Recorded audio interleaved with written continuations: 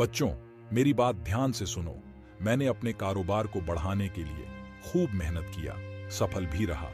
अब मेरी संपत्ति में तुम तीनों की बराबरी की हिस्सेदारी है। मैंने 3 बेशकीमती हीरे खरीदे थे, जिनकी कीमत हमारी पूरी संपत्ति से भी ज्यादा है। हमारे पास जो भी संपत्ति है वह एक तरफ और यह तीनों हीरे एक तरफ। पिताजी, वह हीरे हैं कहाँ पर? बेटा, वो हीरे अंदर वाली अलमारी में एक डिब्बे में रखे हैं। बेटा, एक बात ध्यान से सुनो। इन हीरों को भविष्य में जरूरत पड़ने पर ही प्रयोग करना, लेकिन तब तक इस बात को भूलकर एक साथ रहकर सामान्य जीवन ही जीना और मेरे कारोबार को आगे बढ़ना। ध्यान रहे बेटा, लालच बिल्कुल मत करना। इतना कहने के तुरंत बाद ही व्यापारी छगनलाल की मृत्यु हो गई। मुझे लगता है हम लोगों को साथ रहकर पिताजी के कारोबार को और बढ़ाना चाहिए। मैंने उन 3 हीरो को इस अलमारी में छुपाकर रखा है। यदि भविष्य में उनकी जरूरत पड़ी तो हम लोग उनका इस्तेमाल करेंगे। क्या आप लोगों को इसमें कोई परेशानी है? अरे नहीं भैया, कोई दिक्कत नहीं है। आपका कहना सबसे उचित है। आप जो बोले वही होगा।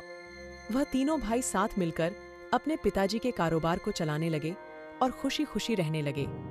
पर एक दिन पंकज चिंतित होकर घर पर आया। उसे परेशान देखकर विजय ने पूछा, क्या हुआ भैया, आप परेशान क्यों लग रहे हो?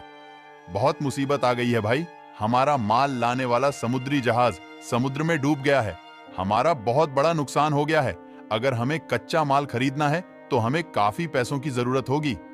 क्यों परेशान हो रहे हो पंकज भैया? ऐसी मुश्किल के लिए ही तो हमारे पास हीरे पड़े हैं ना। हम उन्हें अपने निवेश के रूप में इस्तेमाल करेंगे।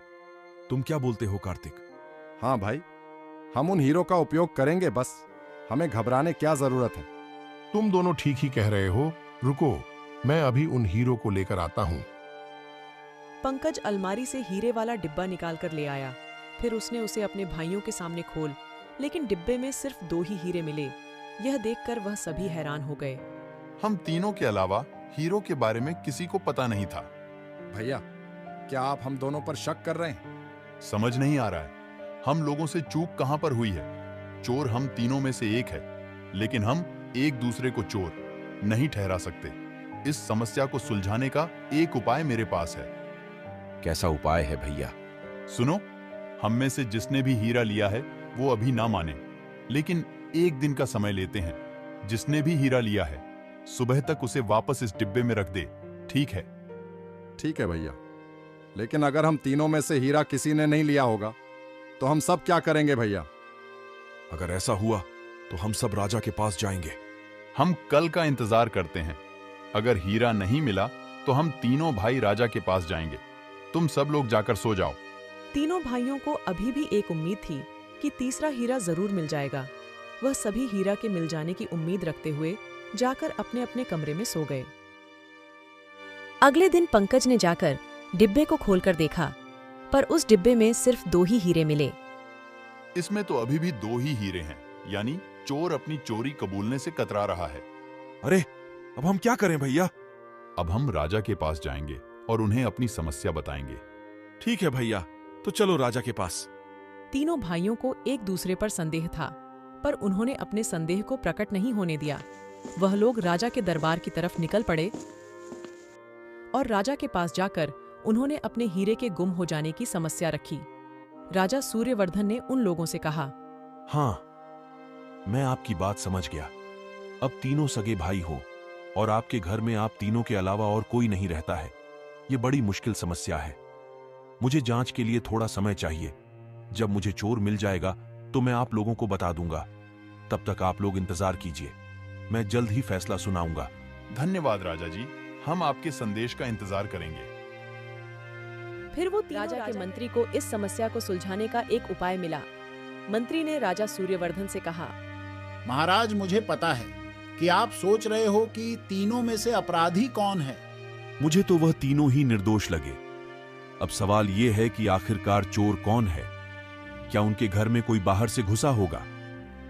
मंत्री जी, इस समस्या के बारे में आप क्या सोच रहे हैं? आप अपने विचार बताएं। महाराज, मुझे उनके घर जाने की आज्ञा दीजिए। मैं वहां जाकर समझ पाऊंगा कि आखिर ये समस्या कैसे उत्पन्न हुई और असल में क्या हुआ था। हाँ हाँ बिल्कुल, आप उनके घर जा सकते हो, इससे मुझे बहुत मदद मिलेगी। मंत्री जी उन तीनों भाइयों से मिलने के लिए उनके घर गए। मंत्री जी को घर आए देख तीनों भाई चौंक गए। अपने आश्चर्य को छुपाते हुए उन्होंने मंत्री जी का स्वागत किया। मंत्री जी, आप यहाँ अचानक आने का कारण क्या है? महाराज से आज्ञा लेकर मैं आप तीनों से पूछताछ करने के लिए आया हूं। फिलहाल मुझे तो बहुत भूख लगी है। क्या आप लोग मेरे भोजन का इंतजाम कर सकते हैं? बिल्कुल मंत्री जी, आप आराम कर लीजिए, हम अभी आपके भोजन का इंतजाम करते हैं। स्वादिष्ट भोजन का इंतजाम किया गया। मंत्री जी ने स्वादिष्ट भोजन का स्वाद उठाया। इसके बाद तीनों भाई बड़े ही उत्साह होकर मंत्री जी क्या कहने वाले हैं यह सोचने लगे। स्वादिष्ट भोजन के लिए धन्यवाद। इससे पहले कि मैं अपनी जांच शुरू करूं, मैं आप सबको एक कहानी सुनाता हूं। ध्यान से सुनिए। एक समय की बात है, गिरधर नाम का एक राजा था। उसकी एक बेटी थी जिसका नाम मेनिका था। वह गुरु अमरनाथ से अपनी शिक्षा प्राप्त कर रही थी। अब वह विवाह योग्य हो गई थी, इसलिए उसके पिता ने उसको आश्रम भेजना बंद कर दिया था। एक दिन मेनका अपनी शादी की खबर बताने के लिए गुरु के आश्रम गई और कहने लगी, प्रणाम गुरुदेव, इतने वर्षों तक आपने जो मुझे शिक्षा दी उसके लिए मैं आपकी आभारी हूँ। इस बक्से में कुछ कपड़े और कुछ कीमती सामान है। इस गुरु दक्षिणा के रूप में आप स्वीकार कीजिए और मुझे आने वाले समय के लिए आशीर्वाद दीजिए। मेनका, तुम इन उपहारों को वापस ले जाओ। मैं इन्हें स्वीकार नहीं कर सकता। वैसे मेरी एक इच्छा है, अगर तुम वह इच्छा पूरी कर सकती हो तभी मैं बताऊंगा। गुरु की इच्छा पूरी करना सबसे बड़ा धर्म है। बताइए गुरुदेव, मैं आपकी इच्छा कैसे पूरी कर सकती हूँ? तुम्हारा विवाह होने के बाद उसी रात तुम्हें बहुत गहनों से सज धज कर अकेले ही मेरे आश्रम में आना होगा। बताओ, क्या तुम ऐसा कर सकती हो?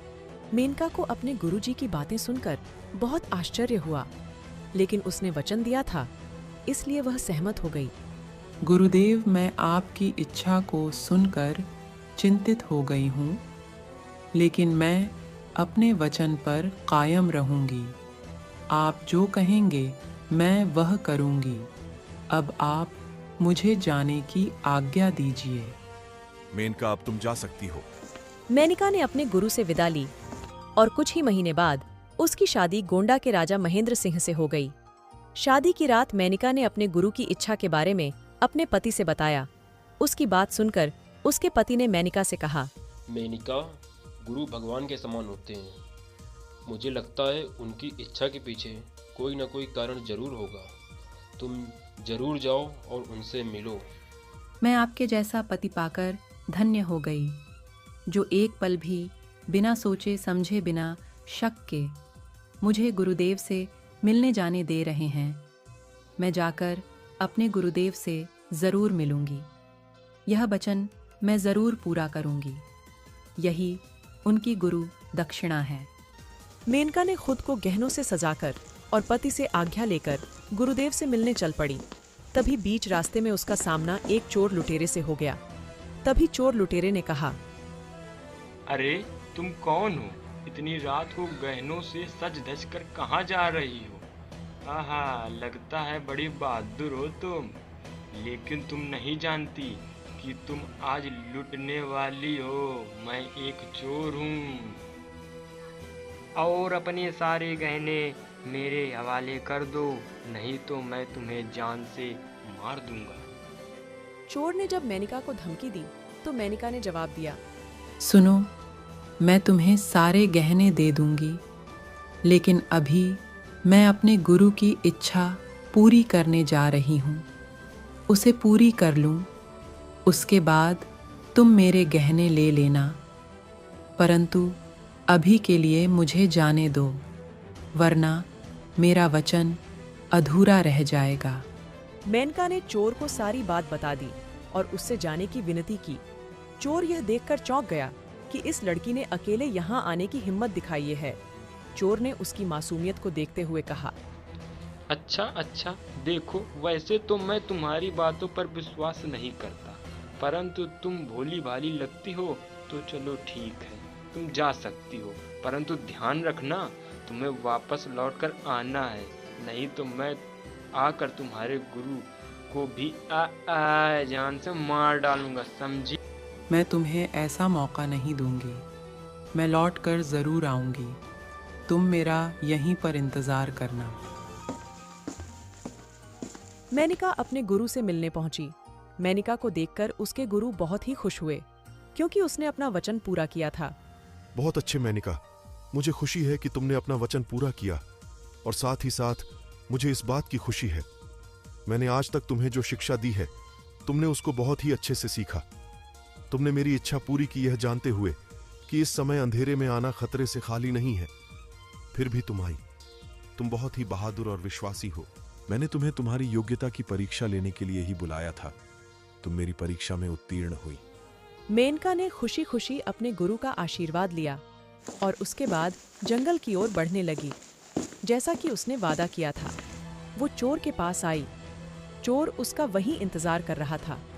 मेनिका की ईमानदारी देखकर वह चौंक गया और मेनिका ने उससे कहा, मैं अपने वचन के अनुसार वापस आ गई हूँ। अब ये सारे गहने तुम्हारे हैं। चोर को अपने व्यवहार पर बहुत ही पश्चाताप हुआ।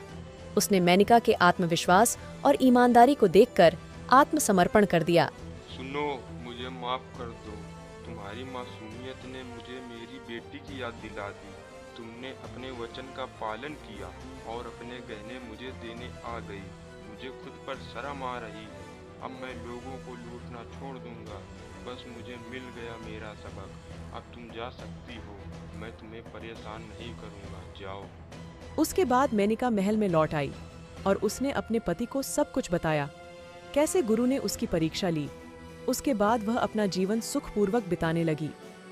अब ये कहानी पूरी हो चुकी है। इस कहानी में बहुत अच्छे लोग हैं, परंतु उनमें से सबसे अच्छा कौन है? इस तरह मंत्री जी ने उन तीनों भाइयों के सामने एक सवाल रख दिया। मेरे हिसाब से सबसे अच्छा आदमी राजा महेंद्र सिंह था, जिसने अपनी पत्नी को उसके गुरु से मिलने के लिए अनुमति दी। वही सबसे अच्छा था। अच्छा विजय, तुम्हें क्या लगता है? मुझे लगता है गुरु सबसे अच्छे थे, क्योंकि गुरु ने राजकुमारी सभी कीमती उपहार को अस्वीकार कर दिया और गुरुकुल में सीखी हुई बातों की जांच करने के लिए उन्होंने राजकुमारी की परीक्षा ली। इसीलिए गुरु ही सर्वश्रेष्ठ थे। ठीक है, तुम बताओ कार्तिक।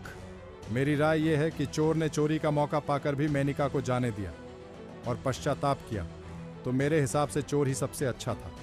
अच्छा, तो आप सब में कोई भी मेनिका को अच्छा नहीं मानता। उसने तो सबसे अच्छा काम किया था। उसने अच्छे व्यवहार से अपने पति गुरु और चोर को भी सुधार दिया, हर परिस्थिति को संभाल लिया। ठीक है, अब मैं चलता हूं। आप तो यहाँ पर हीरे के चोर के बारे में पता लगाने आए थे। आप तो हमें कहानी सुनाकर जा रहे हैं।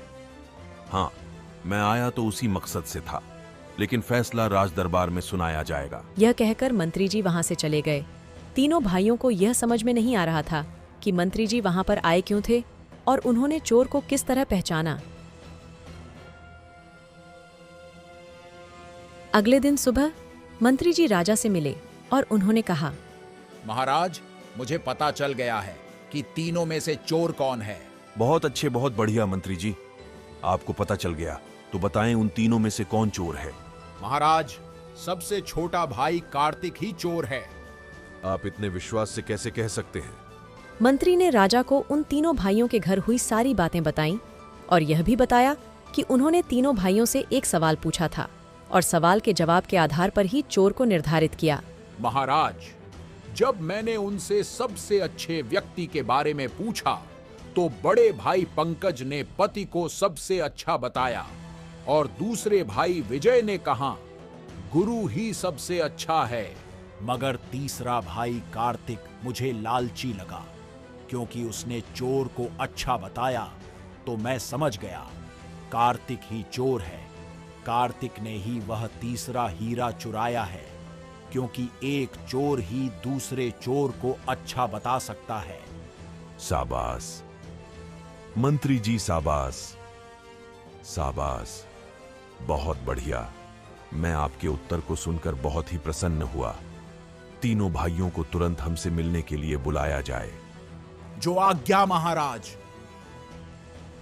और फिर राजा के आदेश के अनुसार तीनों भाई राजा से मिलने के लिए दरबार में आए। उन्हें देखकर राजा ने कहा, सारी बातों की जांच करने के बाद मैं इस नतीजे पर पहुंचा हूं, दोनों हीरे पंकज और विजय के हैं, कार्तिक के नहीं। यही मेरा अंतिम फैसला है, क्योंकि कार्तिक पहले ही अपना हीरा चुराकर निकाल चुका है। फैसला सुनाने के बाद कार्तिक समझ गया कि उसकी चोरी पकड़ी गई और वह बिल्कुल चुप रहा। उसने कुछ नहीं कहा। उसी ने अपने भाइयों को बिना कुछ बताए उसे हीरे की चोरी की थी। कार्तिक का सर शर्म से झुक गया। समस्या का हल मिल जाने की वजह से पंकज और विजय ने राजा का आभार प्रकट किया और फिर वह अपने घर की ओर निकल पड़े। तीनों भाइयों ने फिर कभी चोरी के बारे में चर्चा नहीं चलाई और अपने पिता की संपत्ति को समान रूप में बांट लिया और पिता के व्यवसाय को कई गुना आगे बढ़ाया और साथ साथ सुखी जीवन बिताने लगे।